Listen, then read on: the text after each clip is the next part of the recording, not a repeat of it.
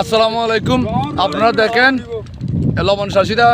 সাত সকালে লবণের মাঠে চলে আসছে, তাদের মনের ব্যথাটা একটু শুনেন। তো হয়তো চাই দে সুজা আর বাংলাত কই দে বাংলাত বাংলা চট্টগ্রামের ভাষা গায়া ভাষা গাইয়া ভাষা আর এক লবণ উৎপাদন করতে যায় আর 300 খরচ আরে নিতে মনে দামান না ভাই ফাইদ দে সর্বোচ্চ 150 আর এই উৎপাদন করে যদি আর 300 খরচ হয় যদি ফাইদ হয় 150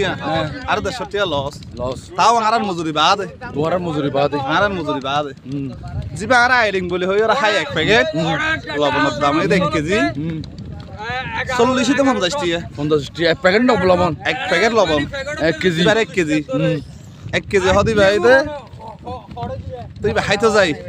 এবার দাম যদি 1 কেজি যদি 50 টাকা বা 40 টাকা পড়ে দই আর আরিবে কেজি হরিয়া পড়া হরিব হয়তো হঠাৎ বেড়ে মেন প্রশ্ন রে তো সিন্ডিকেট সিন্ডিকেট ইয়ান এদের মূলত সিন্ডিকেট সিন্ডিকেট সিন্ডিকেট ই বাঙা পড়িব আর এক মন বেশি হলে যদি 150 টাকা ভাই দই তালা লাহা বলা 30 টাকা বউনি হাত দিবে আর সহ্য করি পারি কি আল্লাহ